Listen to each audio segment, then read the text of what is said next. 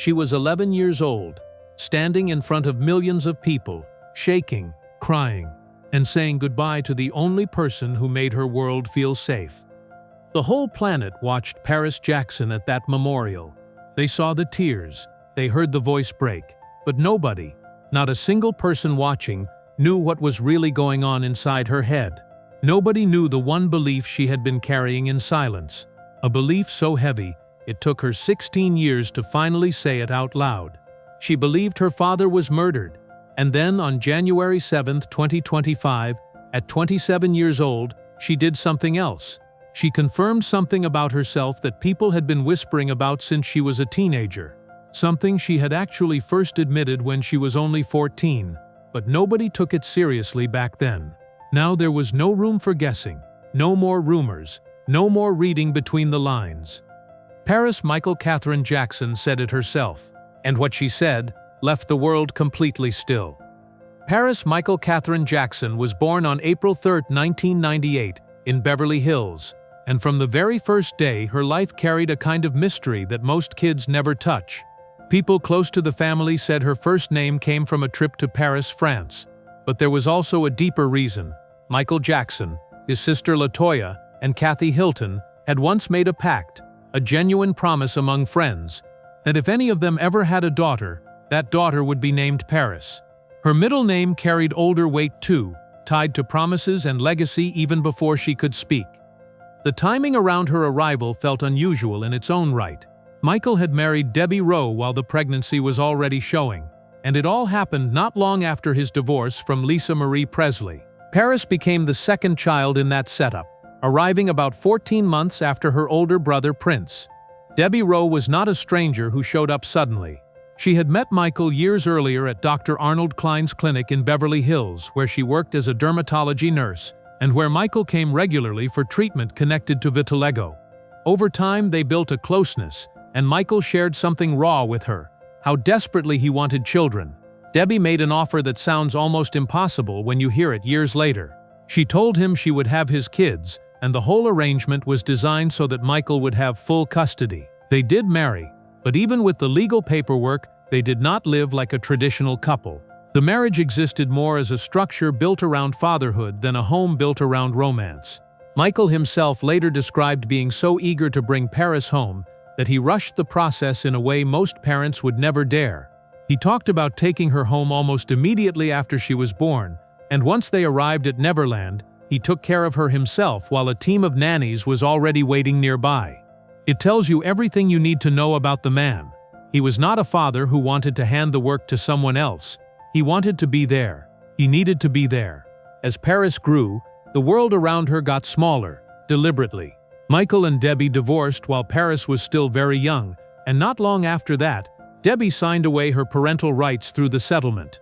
The agreement included a large payment and limited supervised visits, and in court, Debbie herself said that Michael was doing well as a father, and that she did not want to share parenting, so Paris grew up mostly without her biological mother in her everyday life. Instead, she grew up inside Michael's world at Neverland, alongside Prince and later her youngest brother, the one the public once called Blanket, now known as Biggie.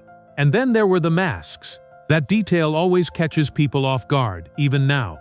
When the Jackson children went out in public, their faces were covered. Scarves, masks, whatever kept them hidden. To the outside world it looked strange, even controlling. But Paris later explained the real reason behind it, and it changes everything. Michael covered their faces so that if they ever went somewhere without him, people would not recognize them.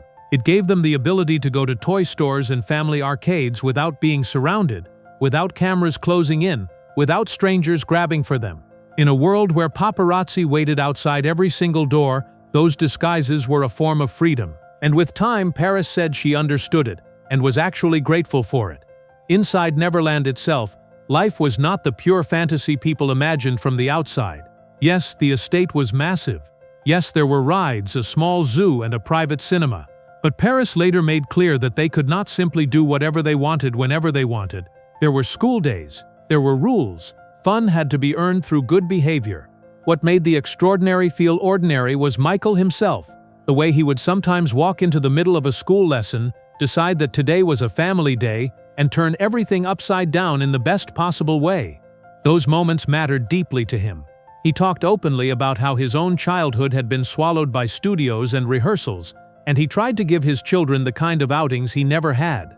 Simple things, normal things, the kind of afternoon a kid should never have to earn. And in those quiet, private moments, Paris also shared something about how he handled a very personal part of her growing up. When she was very young, he seemed to notice her feelings and her attractions. Rather than making it feel heavy or shameful, he treated it with acceptance. He teased her in a playful way, the same way he teased her brothers, which made it feel normal instead of forbidden. Years later, Paris looked back on that and said she knew exactly how lucky she was because not every child gets that kind of love that early.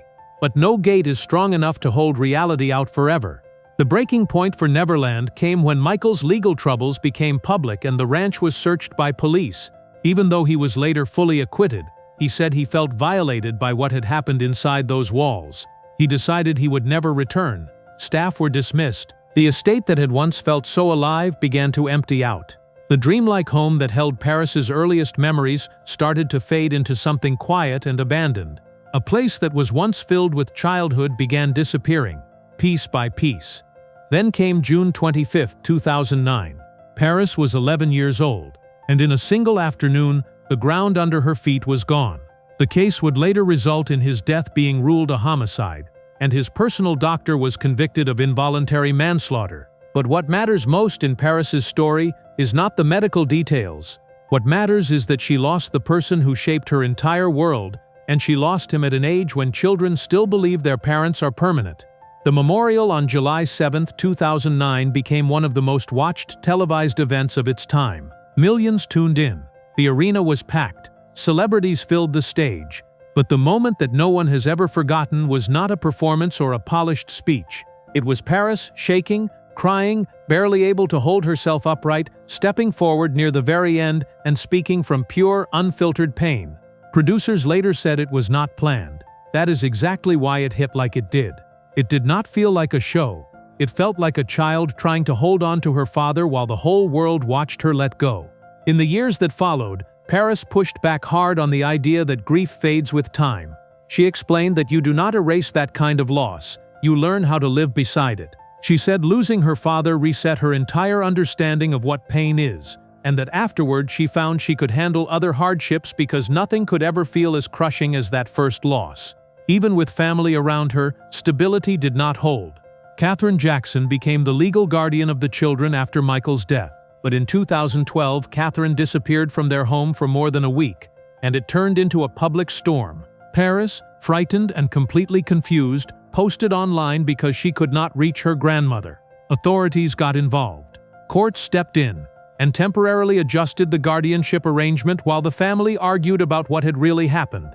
Katherine eventually returned, but the whole episode added another layer of uncertainty onto a girl who was already carrying far too much. Not long after, Paris began carefully rebuilding a connection that had been missing for most of her life. On her 15th birthday in 2013, she spent time with Debbie Rowe, quietly and away from cameras. It was not staged for publicity. Debbie reportedly refused to sell the moment to media, choosing privacy instead, and that choice helped build something real between them, because it showed Paris that her mother wanted a relationship more than she wanted attention. But the teenage years were heavy in ways that went far beyond missing parents and public grief. Paris later spoke openly about how dark that period became. She went through severe mental health struggles, including moments of crisis and self-harm. She said the pressure, the grief, and the constant public judgment pushed her into a place where she did not feel safe inside her own mind.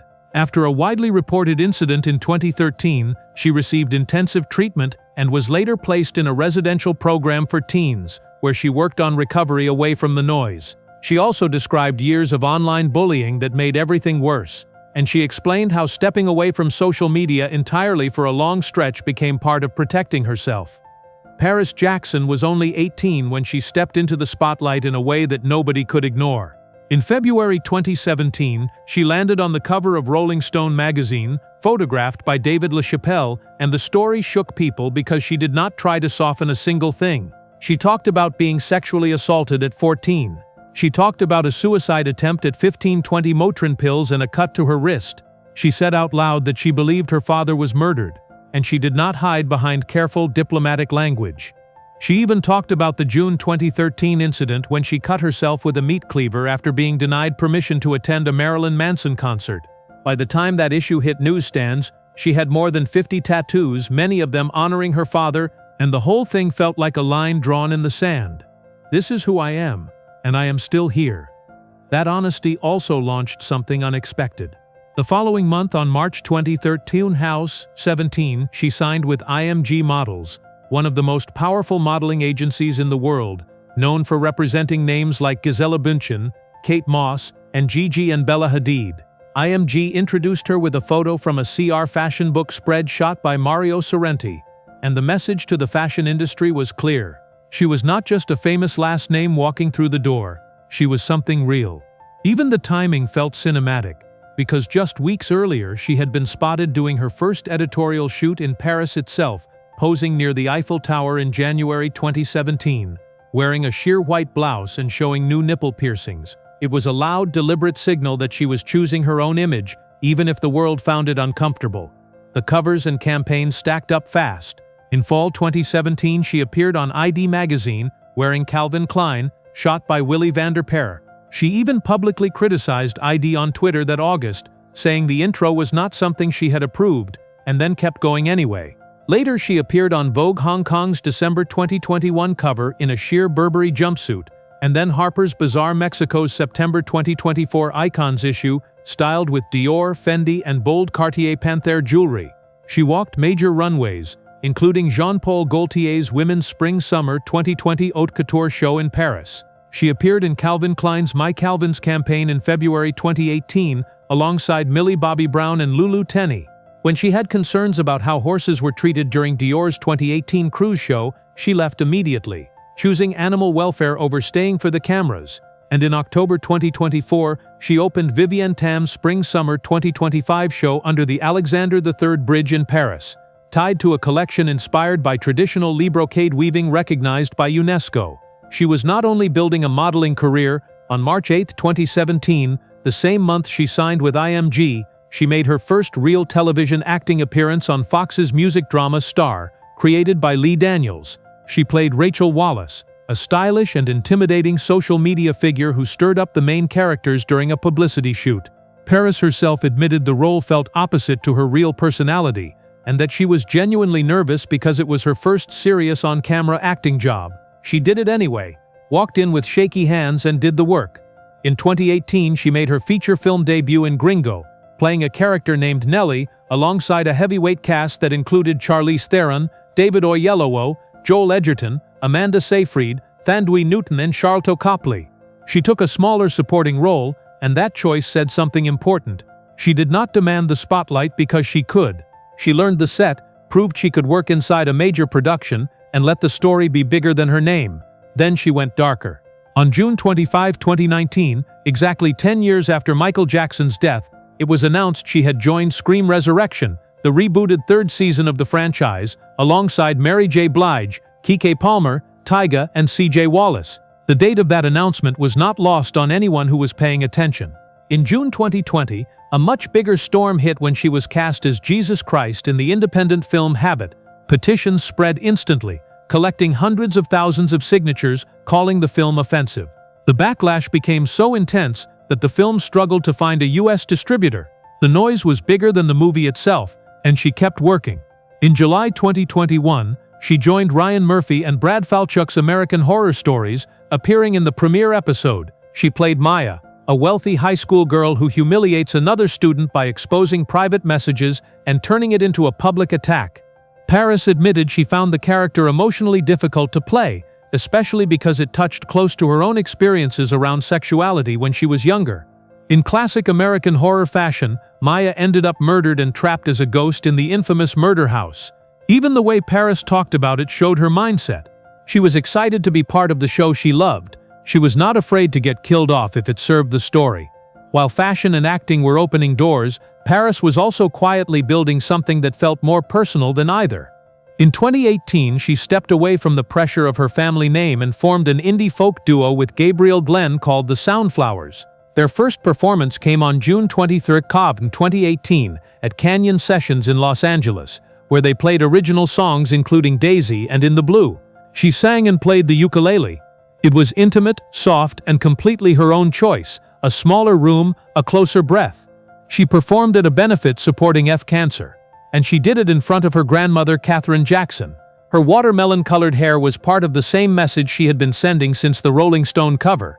She was choosing her own image, her own sound, her own pace. On June 24, 2020, the Soundflowers released their self-titled EP, and alongside it came something that shook people even more, a Facebook Watch docu-series called Unfiltered: Paris Jackson and Gabriel Glenn.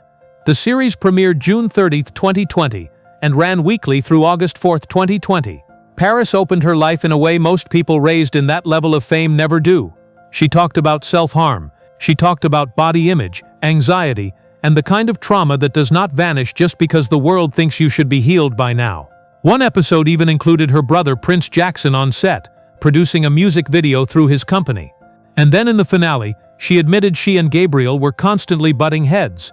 On the very same day that final episode aired, August 4, 2020, reports broke that they had split after more than 2 years together. The series did not end neatly. It ended with a crack, which made it feel more real than anything. In that same project, Paris spoke openly about her sexuality in a way that made people stop trying to force her into a simple label. She said she had dated more women than men. She shared that she had dated a man who had a vagina. Her point was not to shock anyone. Her point was clarity. That attraction for her was about the person, not what is in their pants or what their chromosomes say. She also reminded people that she had come out when she was 14, and that she had spoken about liking girls even earlier than that. She described how her father reacted when she was a kid and had a crush on a girl, supportive and playful, not heavy or threatening. She also talked about how hard it was within other parts of the family, where religion made the topic feel unsafe. But her brothers stood by her. Prince actually joined a gay-straight alliance club in high school to better support her. Even in the most difficult parts of her story, love kept finding a way to show up. After the breakup, her music career pivoted fast. She signed a solo deal with Republic Records, one of the biggest labels in the world, and she was clear about what mattered most to her in that deal. She did not want to be told what to sing or how to sing it. That one line explained almost everything about the path she had been on since the very beginning. On October 29, 2020, she released her first solo single, Let Down, with a gothic horror music video, a masquerade ball that ends with a killer tearing out her beating heart. The track was co-written by Paris and produced by Andy Hull of Manchester Orchestra, a band she said helped her cope after her father died. The video had Eli Roth as executive producer, Meredith Alloway as director, and Paris wore an archival Alexander McQueen piece from spring 2007.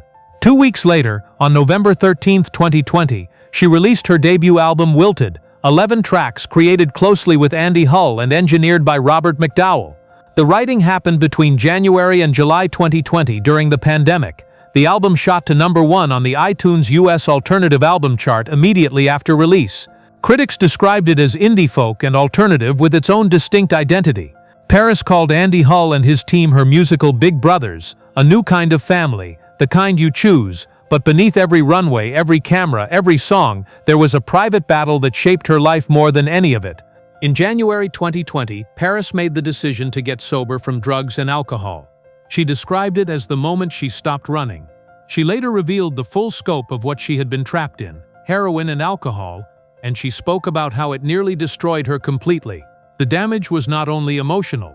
She said addiction left permanent physical harm, including a perforated septum that causes a loud whistling sound when she breathes through her nose. In a November 2025 TikTok video, at 27 years old, she showed the damage on camera for the first time and warned people plainly not to do drugs, not because it sounded like the right thing to say, but because she wished someone had said it to her before it was too late. On January 7, 2025, she marked 5 years sober with a video montage posted to Instagram. She opened it with a confession that hit like a punch. She introduced herself as an alcoholic and a heroin addict. She showed her sobriety chips, stacked across milestones from 1 day to 5 months, 6 months, 11 months, 18 months, 1 year, all the way up to 5 years. In her caption, she said gratitude barely scratched the surface, and she explained what sobriety had actually given her in plain, uncomplicated terms. She could smile. She could make music. She could love her dogs and her cat, and actually feel it. She ended with a simple thank you to God, like someone holding on to the one thing that still felt solid. And then just days before her 6-year mark, she tore apart any illusion that recovery means life gets easy. On January 3, 2026, she posted an Instagram reel that was brutally, uncomfortably honest. "Getting sober does not mean life is perfect," she said. "A few years in, things got very hard for what felt like an eternity. Without drugs and alcohol, she had to face feelings she used to numb, and she said she did not have the same survival skills she had once relied on." Months earlier, at an event on October 11, 2025, she had compared getting sober to getting into a car accident, because everything you shoved into the back seat moves forward on impact. You do not only stop, you have to face everything that comes flying at you. In that January 2026 post, she also named the battles she was still living with every single day: treatment-resistant major depressive disorder, complex PTSD, and OCD. She did not try to wrap it in inspiration. She sounded tired and real. And then she reached outward anyway. She told people they were not alone. She told them she loved them, because sometimes that is the only honest thing you can offer when you know what it feels like to be completely stuck inside your own head. Even her relationship with her mother carried its own quiet turns. After years of distance from Debbie Rowe following Michael's death in June 2009, they reconnected in 2016 after Debbie's breast cancer diagnosis was made public in July. Paris reached out immediately, texting her mother 3 words, "I love you," and she became Debbie's steady support through treatment. In October 2016, she posted a photo kissing her mother's bald head during chemotherapy, calling herself a fighter because her mother was a fighter. On January 3, 2017, she shared a photo of Debbie holding a sign that read "Chemo Done," celebrating the end of treatment. So when you look at the full arc of Paris Jackson's life, from April 3, 1998, to where she stands today, it does not move in a straight line. It moves in the way real lives move, forward and backward and sideways, carrying grief and joy and survival all at once. She went from being the masked child of the most famous man on earth, to a shaking 11-year-old saying goodbye in front of millions, to a teenager fighting for her own life, to a woman who walks runways, steps onto sets, writes music that sounds like a diary, and still finds it in herself to say, "I am sober, I am struggling, and I am here." That is not a perfect story. It was never going to be. But that is exactly what makes it impossible to look away from.